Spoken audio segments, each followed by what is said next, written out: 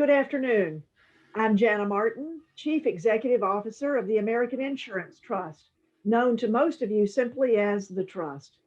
We're delighted that you're able to join us today for this informative webinar, Compassion and Equanimity as Skills for Surviving and Thriving when School and Career are an Uphill Climb. Today's webinar is being presented by Dr. Lisa Cromer. Dr. Cromer is an associate professor in the psychology department at the University of Tulsa. She is the director of SPARTA, the study of prevention, adjustment, and resilience to trauma and adversity research lab, and also a co-director of Titan, the Tulsa Institute of Trauma, Adversity, and Injustice. In the interest of time, we've placed her bio on a slide for you. We're very fortunate to have her with us today. It's been a delight for me to get to know Dr. Cromer. She's very delightful. She'll be wonderful as a presenter, and I know you're going to learn a lot, so buckle up. Please join me in welcoming Dr. Lisa Cromer. Lisa, it's all yours. Great. Thank you, Dr. Martin. Very pleased to be here.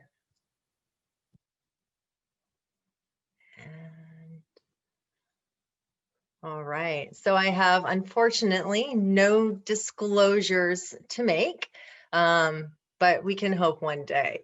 And the learning objectives, hopefully you already had a chance to read those. So in the interest of time, I will skip over that.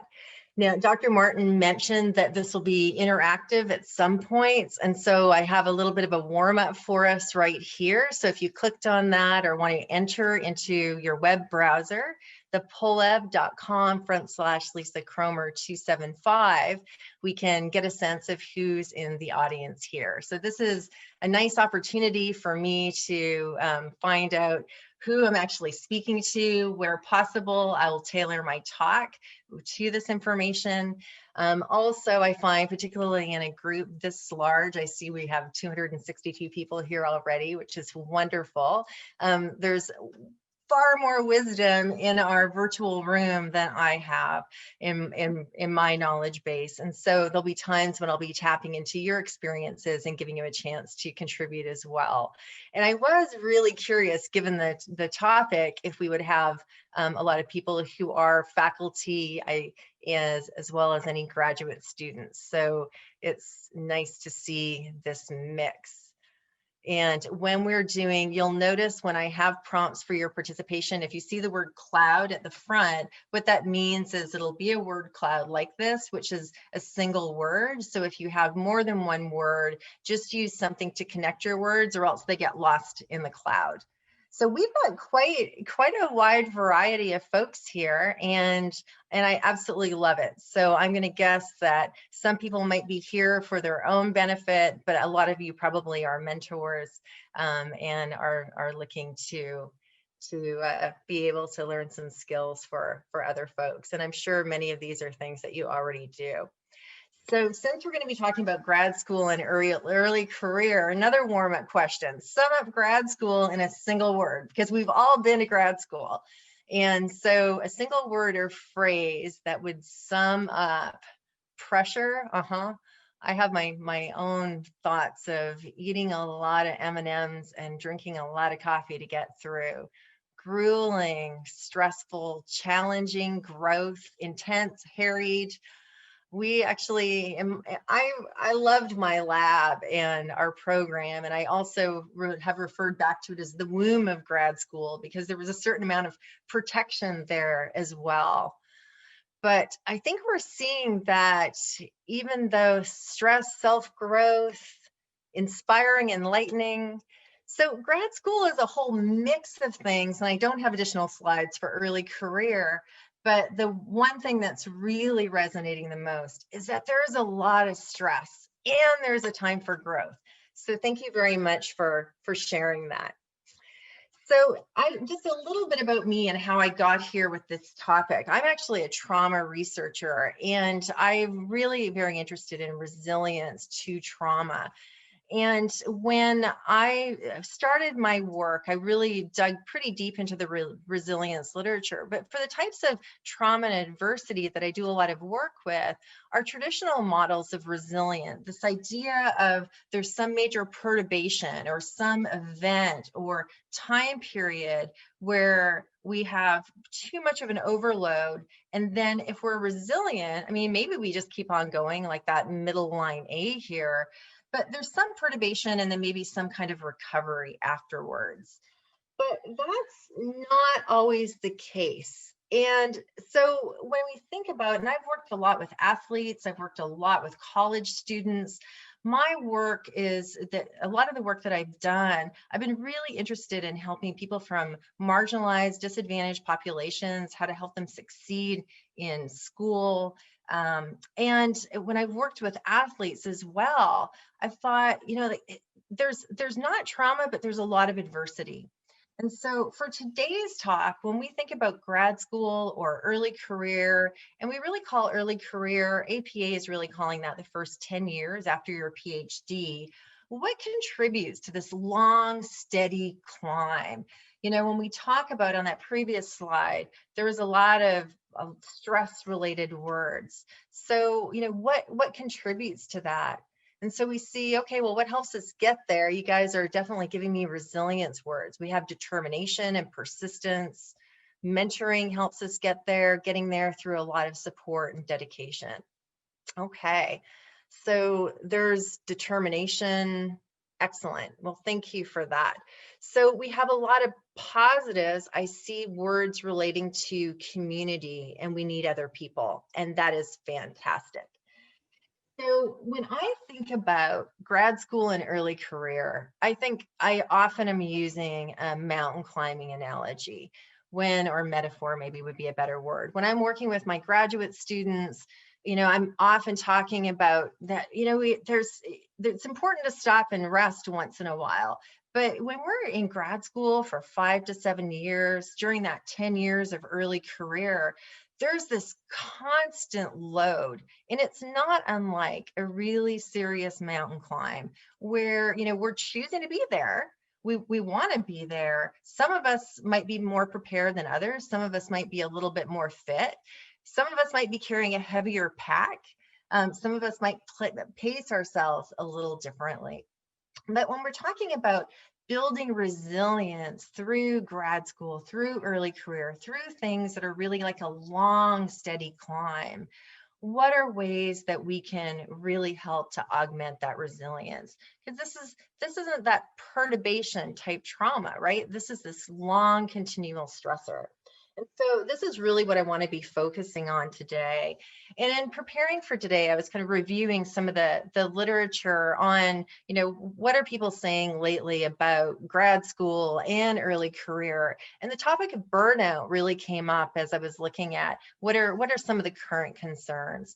And so, in terms of looking at, Warlick et al. Did a recent review. And what they found in the literature is that trainees and professional psychologists actually have similar rates of burnout.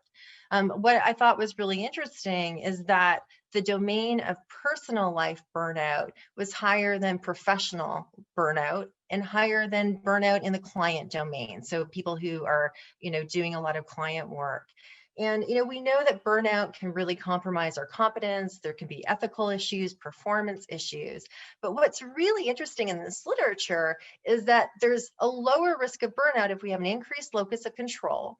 And that includes not having some kind of sense of randomness of the hardship, that there's some idea that we've chosen this and we know what's expected. So something about anticipation and preparation.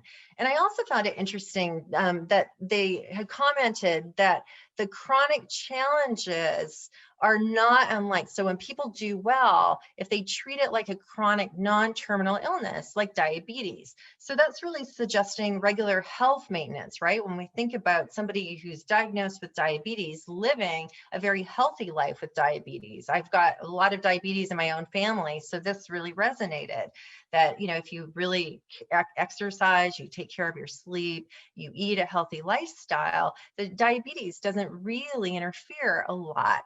And this is one of the things that we'll be talking about today, is that this threading it through everything that we do can really help to prevent burnout. So my research, it really works towards finding malleable resilience. And as I'll be bringing our talk to mindfulness and then to talking about compassion and equanimity. But I just want to take you on a little bit of my journey, because maybe that will help you also in your journey. So I mentioned that I worked a lot with college students and with athletes in particular. I run a sports psychology program at the University of Tulsa. I've been doing this for about 10 years. And I've worked a lot with first-year student athletes. And there's a reason why I've got such a heart for first-year student athletes. Athletes certainly on a college campus like the University of Tulsa, but this is true in many places in the United States. They're disproportionately a larger amount of kids of color. And so they're overrepresenting diversity on campus. They may be more likely to experience racism and other forms of prejudice than other students. They're more likely to be from inner cities. They're more likely, because if they're recruited for their athletic ability, they're more likely to not be prepared for the academic rigor compared to non-athletes. We know that they're at higher risk for dropout. They're more likely to have homesickness. On top of that, as being part of, even though it's an NCAA school and they're limited to 20 hours a week in terms of athletics, our athletes are traveling a lot. And so, pre-COVID, it wouldn't be unusual for somebody to be coming in at 2 or 4 in the morning from a weekend conference or tournament, and then having to be in the classroom at 8 or 9 the next day. So compared to regular students, and we already know that mental health difficulties are pretty high with our college students, these student athletes are actually at higher risk. So I've done quite a bit of work in terms of looking at how to help them thrive. And I just grabbed this model from one of our papers where we were looking at mental toughness. And so what I was interested in is whether adverse childhood experiences related to more psychological difficulties with college athletes. And we actually did find that there was a relationship. But what mediated the relationship between adverse childhood experiences and psychopathology was this mental toughness issue of control. So this really resonates with that burnout literature, right? That internal locus of control means lower risk of burnout in early career professionals and in graduate students. And we see with our athletes, this internal sense of control is related to lower levels of psychopathology. So initially we started by just doing cross-sectional and longitudinal work to see, what are the difficulties, and then we put some programming together to help them. And so this is just an overview, and this is not a research talk, so I'm not going to go into all of the data slides. I'm actually using this to segue into how I started to do a really deep dive into mindfulness, and I'm going to go into a little bit of deeper dive with you into mindfulness today. So when we put programming together to help our student athletes, we basically were, starting with some basic things like goal setting, growth mindset, talking to them about imposter syndrome, so basic CBT type things. But when we had reviewed the literature and putting this program together to see, what is the biggest bang we can get for our buck, it seemed like a 5-week program would be optimal. And these were 45-minute, really interactive sessions. We did two weeks were on mindfulness. And then the last week we did progressive muscle relaxation in addition to cognitive processing, thought stopping and cognitive behavioral type skills. So, basically, the short of it is the programming was really very successful, and we had done random assignment, and we actually found not only was our experimental group doing better in terms of anxiety and depression, but a year later, they were much less likely to have dropped out of college, like really, really astounding numbers. So that was really exciting. So as I was doing this work, and I was doing this type of work and using mindfulness both in my private practice as well as in a lot of our intervention work for several years. And as we started to hear the mindfulness in terms of the feedback we were getting from the students was what they thought really helped them the most. And I wanted to understand it at a deeper level. I was really raised as a true CBTer, and I came to ACT later in my training. And so CBT were all about mechanisms of change, and it would just drive me crazy when people would think CBT is just worksheets and just a bunch of tools, right? That it's the underlying theory that's really going to help us understand when something's not working with one individual and it is working with somebody else. It's going to help us be more efficient as clinicians and more effective as clinicians if we can understand it. So about 5 years ago, I started to really say, what's going on with this mindfulness? And it seemed to me that mindfulness was far more than one single thing. And so I want to first put this to you to see where you are all at in your thinking. What do you think mindfulness is? Where are you at in your mindful journey and discovery? And I know not all of you have used mindfulness, but I'm just really, really interested. So I'll just give us a sec for some things to load. Awareness is immediately popping up as a popular answer. Being patient, being able to ground people. We do a lot of grounding and trauma work. So watching, so there's an awareness component, so a focusing type component. I'm seeing intention. Great. Acceptance is a really big piece. Intentionality, non-judgment, observing. Okay, great. So you all have a great sense of mindfulness. And so I'm absolutely right with you. I think the only thing I didn't see on there is this phrase, and I have it in quotations, in a particular way. So the non-judgment, attention, being intentional, and in a particular way. Well, what's that a particular way about when we look at the mindfulness literature? And I think this brings us to compassion and to equanimity. I'd like to hear from you just briefly. What are some ways that some of you practice mindfulness, or that you would have clients practice mindfulness? Some of us practice mindfulness through yoga. Absolutely. You can also do yoga and not be mindful at all. John Kabat-Zinn talks about mindfulness as falling awake. I absolutely love that. Very early in my trauma research, I was very interested in studied dissociation. I did my master's thesis, factor analyzing the dissociative checklist. And we used to have conversations about, well, what's the opposite of dissociation? And through this discovery, I'm like, I think the opposite of dissociation is mindfulness. It's being fully present. So I see people having prayer on here. I love that mindfulness can cross many different faiths. Journaling can be mindfulness. So mindfulness isn't just sitting and breathing. It's not. Sometimes the Dalai Lama might say mindfulness is, well, you're doing nothing. But very often, especially in Western psychology, we're doing very active mindfulness. And so I'm seeing some representation of that here as well. So thank you very much for sharing this, that it is a lot of different things, and there's not one right way to do mindfulness. So in trying to understand mechanisms of change, and it's like, what's going on here with this mindfulness? I was really excited when I came across a Chiesa et al. 2013 paper that said, there's top down and there's bottom up.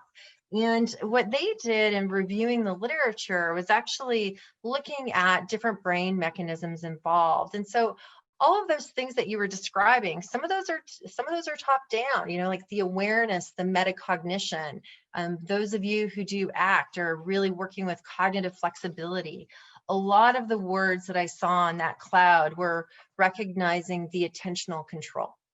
And so what they found in through fMRI studies was pretty interesting to see that meditators versus non-meditators were having more lateral activation when they were given negative salience stimuli, and that there was a reduction in the language areas for meditators compared to non-meditators. And so it was very interesting to see that there's more development of the prefrontal cortex with people who've done a lot of meditation. But then there's also this bottom up. And so, when we're talking about possibly with the yoga, definitely when we're doing the breathing, those grounding techniques that you mentioned, well, all of that is our emotion regulation. And so that distraction, all of that could be bottom up. And it's not an either or, but rather it's synergistic. So I find that super helpful. What was really interesting is I was looking at the different brain regions involved. The amygdala was really only talked about with the bottom up processing. And what the researchers have found is that the longer people had been meditators, the greater reduction they had in terms of pain sensitivity, the less activation of the amygdala. There's a really important lesson here when we start to think about these mechanisms of change. And this has really influenced the work that I've done in my research, as well as when I'm working with my clients. And it's to not just have mindfulness as a self-regulation tool when we need it, but rather being able to develop a regular practice so it becomes second nature, so that we recognize that the more people are practicing mindfulness, particularly in studies that have looked at the very frequent meditators and mindfulness practitioners versus people who do it very irregularly, that there's just different activations in the brain system. And the way I'll describe it to people is, you might think you're a really bad, meditator because your mind's wandering off. Well, every time you're bringing your brain back, you can think about that as like a rep at the gym. And so if your mind wandered off 100 times in 15 minutes and you brought it back to your breath 100 times, you just did 100 reps. What this literature is really communicating to us is that brain plasticity is happening through the regular mindfulness practice. And so once we can have the intentionality for the top down, but we can actually be augmenting the bottom up, not just by, when we're stressed out, taking those breaths and trying to regulate ourselves. Absolutely, that's bottom up. But the literature and these intervention studies are really suggesting that as we develop regular practice, that we're going to be seeing the cultivation of bottom up. So I think that's a very important piece. So let me take us then from just talking about mindfulness, which is a bunch of different things, to what do we mean by equanimity? And so many of you are probably familiar with equanimity as calm and reason. Some people talk about it as walking the middle path. The idea behind equanimity is absolutely this bottom up regulation. It's not being really reactive when something's really positive or when something's negative, not being really overexcited, and allowing ourselves to just be taking something in. You can also imagine there's some top-down processing too, in terms of that watching and that non-judgment. In terms of resilience language, absolutely, we'll use words like regulation and controlling impulses when we look at who is most resilient.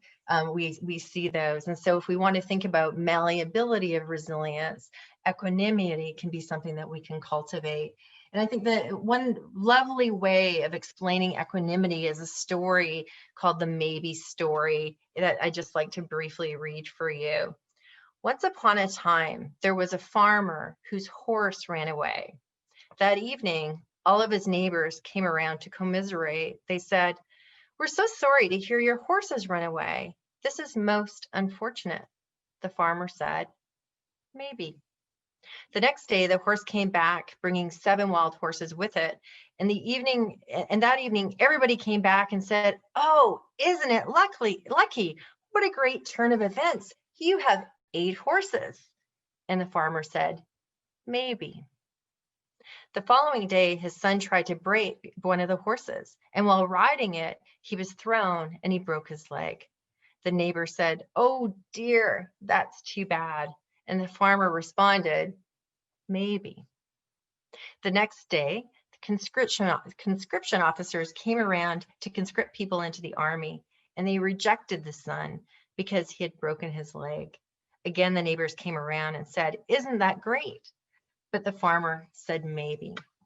This doesn't mean not caring. This doesn't mean not being passionate about what we do.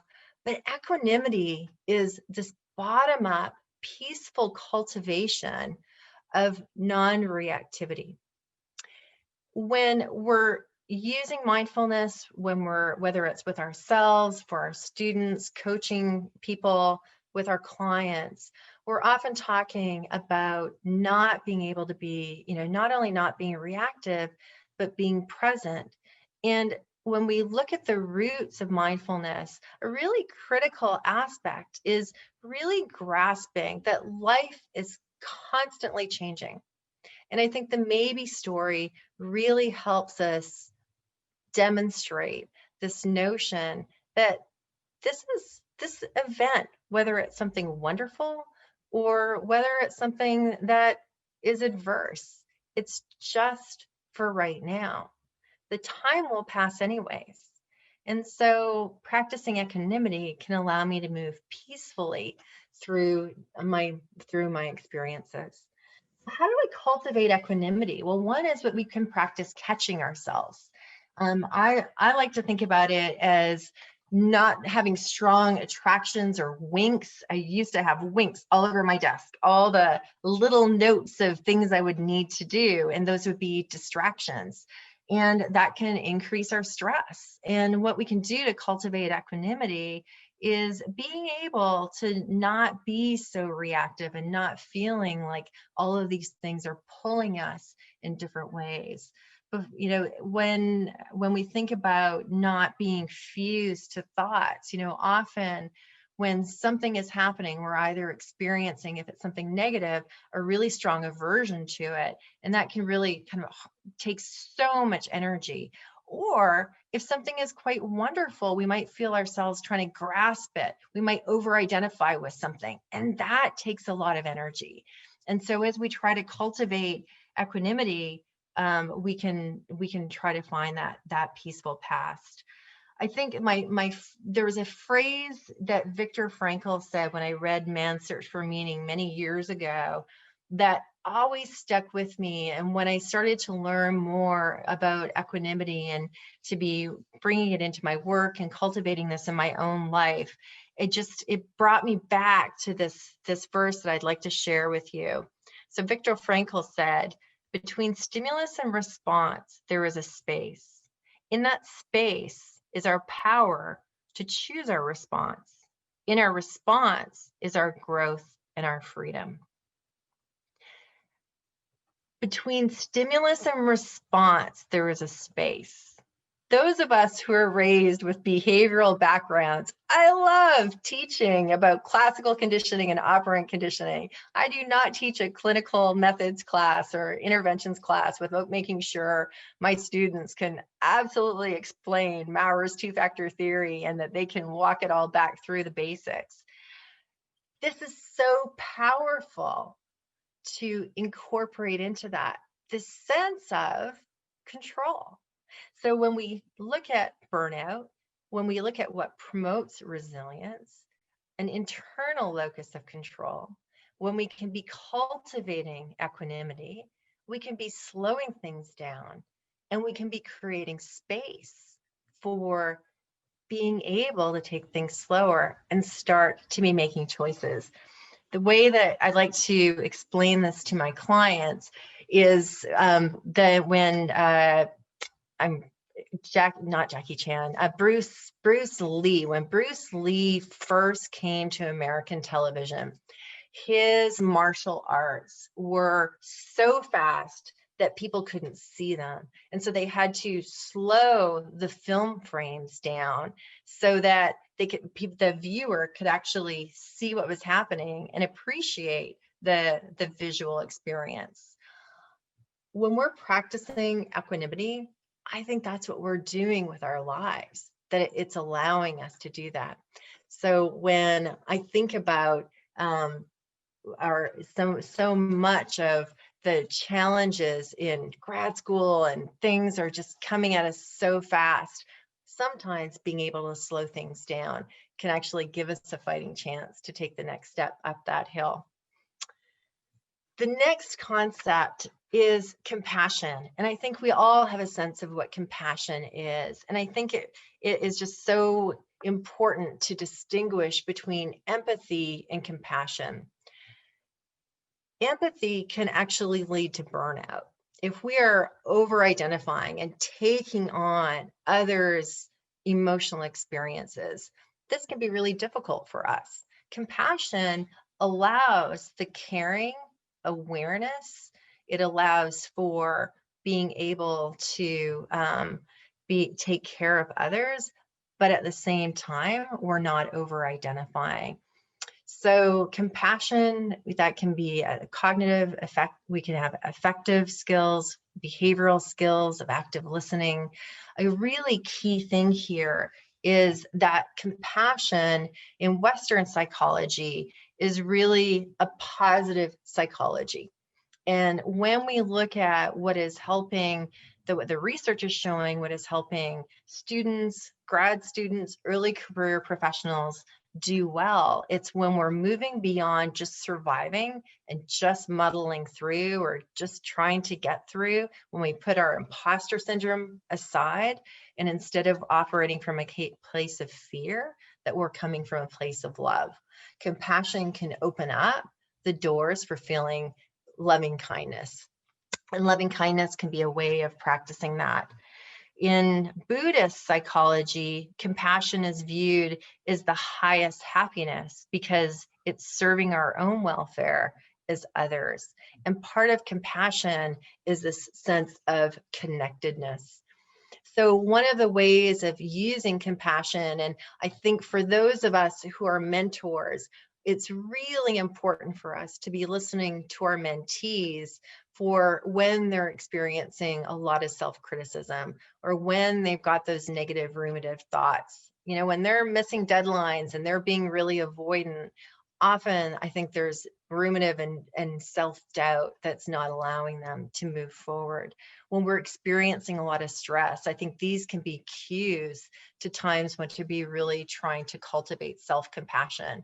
So I think all of us on this webinar can benefit from self-compassion.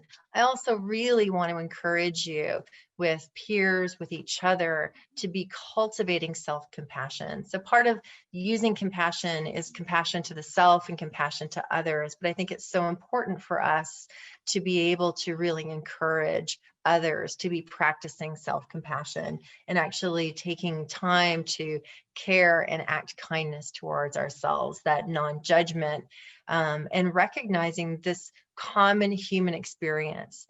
Empathy, I think, can be very in the moment or very reactive to an individual's struggle with a situation. The idea of compassion is recognizing our shared humanity. And so we bring healing at a new level when we're practicing self-compassion. And I think, you know, you may be familiar with this tug-of-war monster that we, you know, will use in ACT therapy.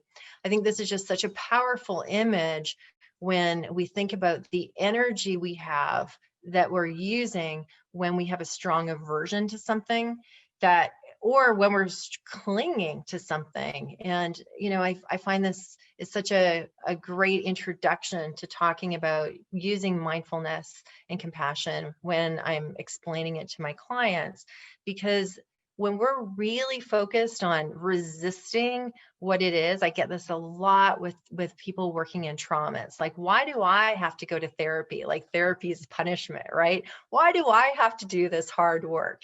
And it's like, I didn't choose to experience this trauma. I didn't choose to experience this adversity. And it's like, well, we could fight that, or we could put the rope down and get on with the business of healing.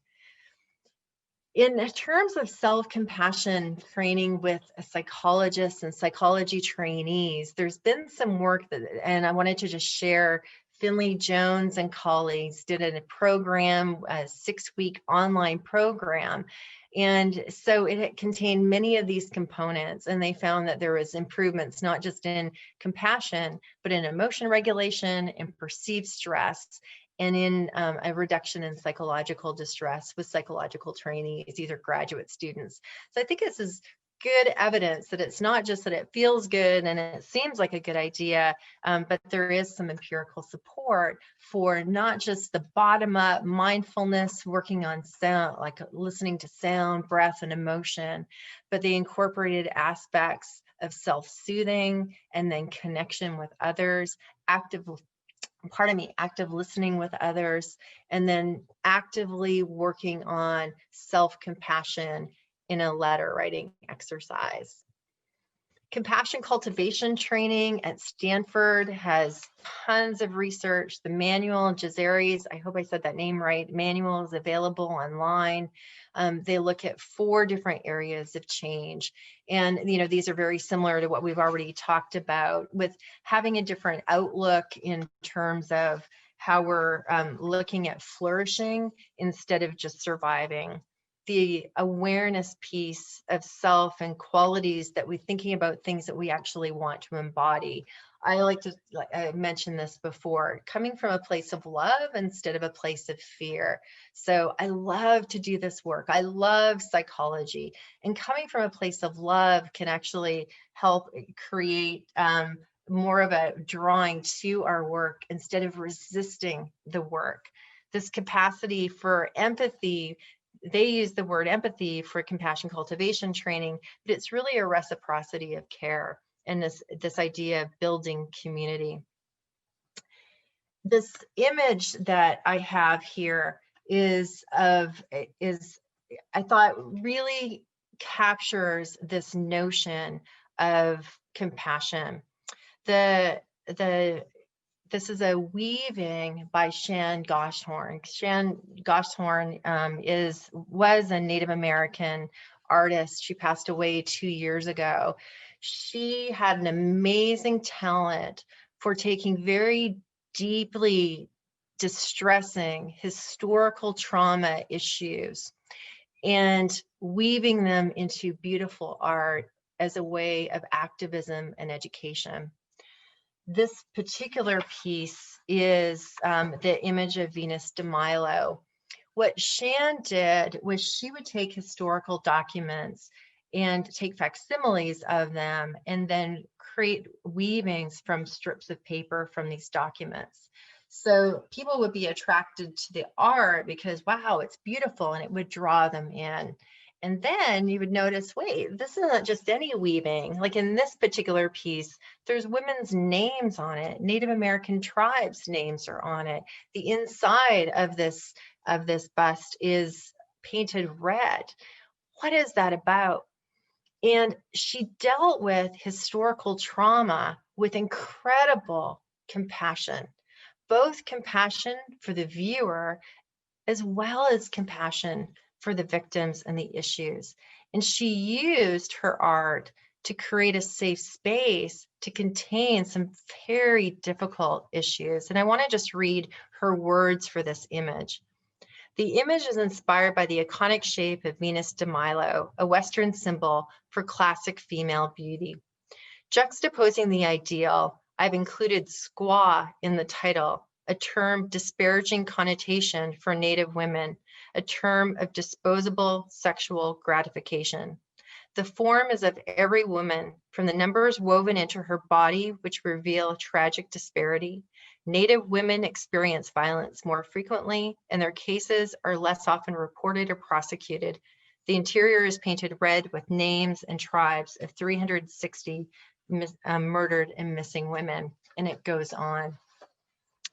Compassion can be just such a powerful way of dealing with difficult issues and dealing with our own pain.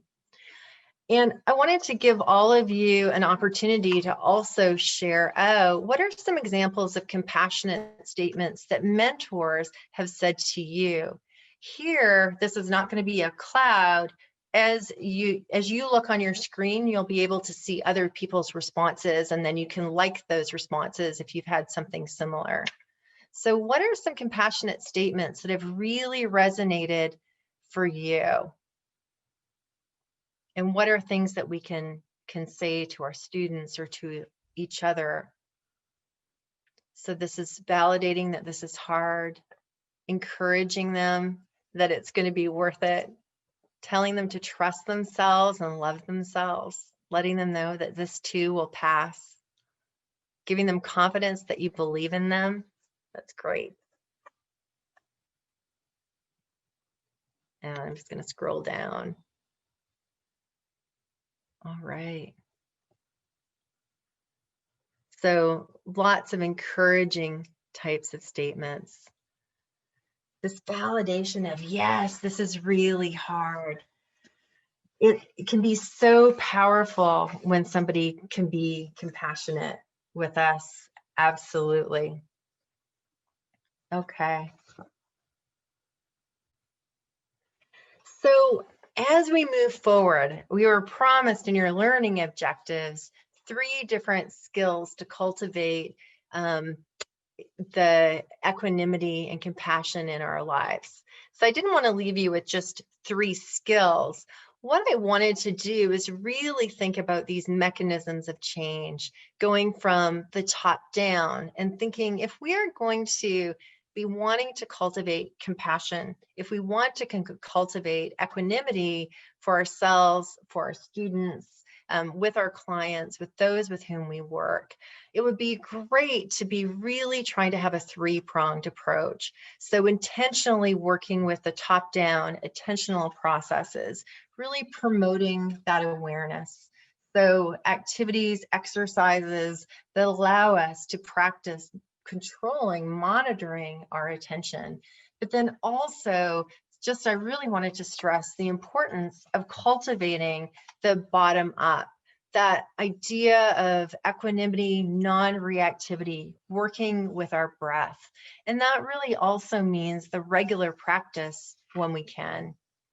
And then the self-care piece, that compassion piece, woven flexibly into our daily practice. So how does this relate to that long uphill climb of grad school and early career? Well, this is a very different take on what we've often heard of self-care. One of my graduate students a few years ago found a paper it was actually, I think, a blog that really inspired her, and she shared it with me, and we had a great talk about it and referred to it honestly quite a bit over the years, and it's been infused in the lab. This blog was about self-care isn't always bubble baths and chocolate. Because you know what? I don't have money for that, and I don't have time for that. And so what is self-care? Well, what the literature is telling us, and what these theories are telling us, what these mechanisms of change are telling us, is that this needs to be woven into all that we do. So just like when we are, on a 20-hour hike up a giant mountain, what we want to be doing in that 5 to 7 year hike of grad school, or that up to 10-year early career climb, is making sure that maybe self-care is hiring someone to do the laundry, or letting someone else, ordering DoorDash or Uber food or something to give yourself a break. But maybe it's also taking 5 minutes between appointments, making sure we end things a few minutes early so we have time to make a cup of tea, Or maybe it's to be able to walk around our building. Maybe it is that 10 minutes of mindfulness practice first thing in the morning, just so I can find myself, quiet my mind, and stop the noise. And I just really want to encourage that regular care. I wonder too, if, as those of us who are teachers, if it's something that we might start to do in our classes, of why not, whether it's at the beginning of the semester, maybe it's the beginning of every class. How much education are they losing if we take the first 5 minutes of class to just be present, just to breathe, just to be? We're always humans rushing, humans doing, humans going, but we don't spend very much time just being humans being. And so I just really want to encourage that type of thought. Jack Cornfield has a wonderful compassion meditation, and there's many different meditations that an individual can do. And I wanted to share this with you. May I love myself just as I am. May I sense my worthiness and well-being. May I trust the world. May I hold myself in compassion. May I meet the suffering and ignorance of others with compassion. He recommends, particularly for people who are really self-critical, he recommends for people who are super, super hard on themselves, who are really going through difficult times, to try this type of meditation for a week or maybe a month. If you've got destructive thoughts, if we see these in others, that these absolutely could be things that we could cultivate. This sculpture here by Holly Wilson. Holly Wilson was a mentee of Shan Goshman, or Goshorn, pardon me. This particular piece is called I'm Still Here. And this is just another example of how we can deal with difficulties, with gentleness, and with compassion. This is her artist statement. The Indian boarding schools cut the hair and stole the language of Native American children, but inside, they are still there. My sister lost her hair to cancer, and people stopped making eye contact, leaving her to feel invisible, but she is still there. The old tree was cut down, but its power to lead to the spirit world is still there. Through everything they whisper, I'm still here. As we think about resilience, as we think about how to persevere through these long, steady climbs that can be really, really draining, I think it's just so necessary that we can develop a psychology, a climate, a milieu of compassion where we're caring for ourselves and caring for each other. I've provided on your handouts a bunch of different apps. My students have liked these. I'm not getting anything from endorsing it. I'm not actually endorsing any.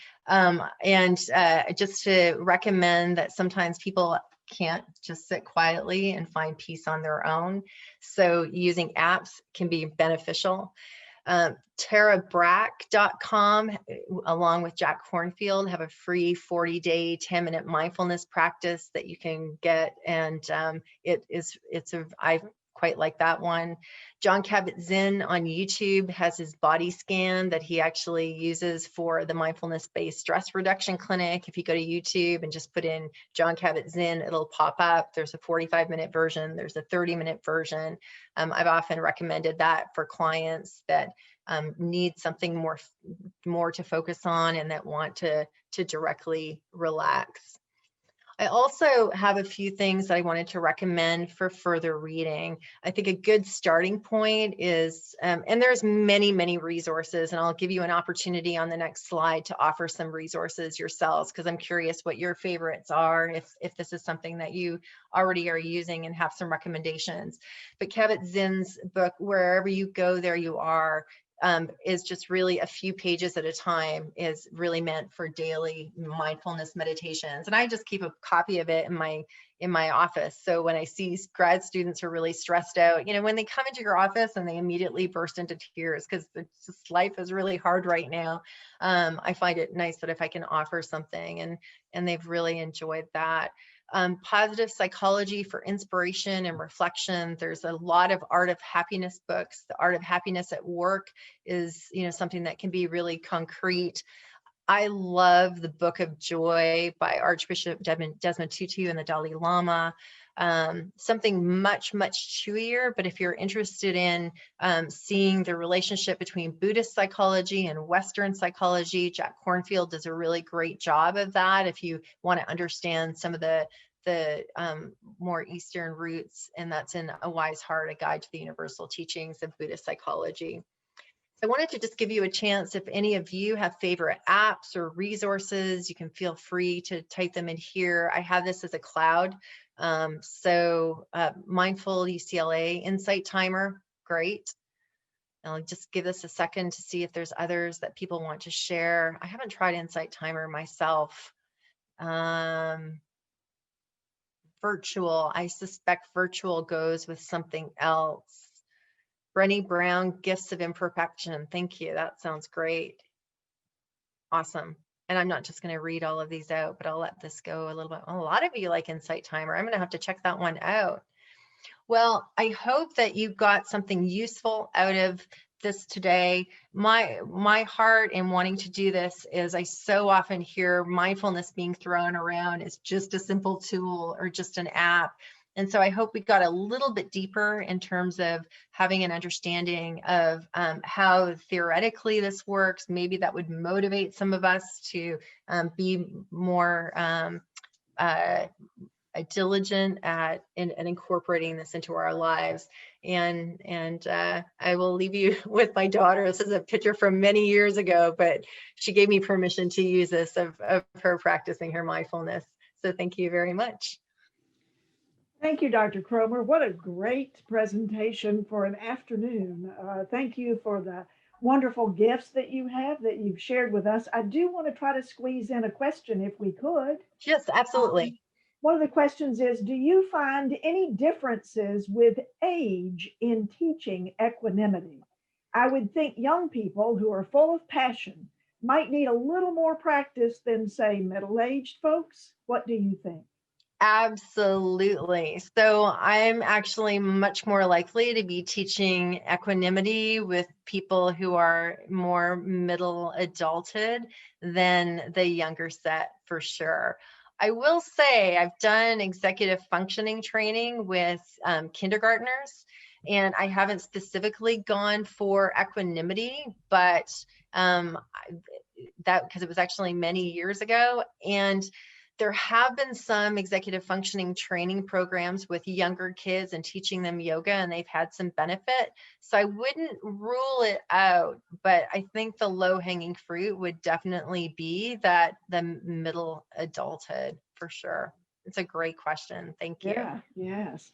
One of the things that struck me, you were talking about not being too hard on ourselves and having self-compassion. I heard, and I'm sorry, I can't remember who I heard it from. You were talking about human beings, and heard someone say, we're meant to be human beings, not human doings. Absolutely. So, That's exactly what I heard a yoga teacher once and say that, and I was like, I'm nabbing that because that is just so true. So yeah, absolutely, right? That we miss that whole just being part so much of the time. Yeah. yes, yeah, And I think wonderful. sometimes we're so often in a hurry to get somewhere that we forget where we are. So, I use that mountain climbing metaphor with my own graduate students. And sometimes I'll be like, let's just stop right here. Like, why don't you look in the rearview mirror? But then why don't you look at the vista? Like, look at how far you've come. Look at how much you've learned. Look at what you can do now that you couldn't do a year and a half from now. And, you know, I think we as mentors, as teachers, really need to be mindful that they may not have the time to come up for air unless we're creating that space. Although the graduate students here, I hope you will be coming up for air even without someone encouraging you to. Yes. I'll share my experience when I was in graduate school. Now, historically, I've always been a list maker. And a part of the reason is to make sure I don't forget anything, but the other is just the sheer gratification of scratching things off the list. Hmm. And of course, being very energetic when I started graduate school, my first week, my list included pick out dissertation topic. And this was in the first week of graduate Of school. And I course. had several other wonderful ideals.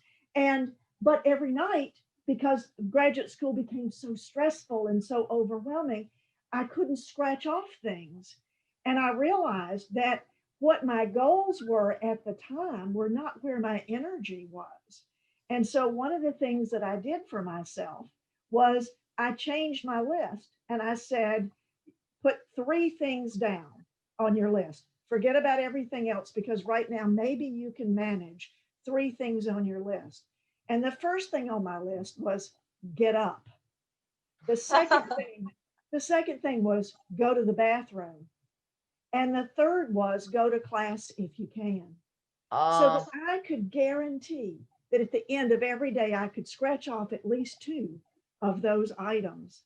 And as I began to be more self caring about, yes, I can do these things, I don't have to do these things because I'm not there emotionally, physically, energy level wise. And as I took better care of myself, I was able to add one or two things to my list and eventually got to the point where I was managing myself instead of my list managing me. And I thought about that when you so were great. talking about that self care and self compassion and identifying what your own self defeating strategies are, and then learning from that how to empower yourself. And Mhm. that's what you've shared with all of us today. I want to thank you on behalf of the trust and on behalf of the audience for your time and your compassion, and you're allowing us to be more compassionate. So thank Thank you you. very much. Thank you very much.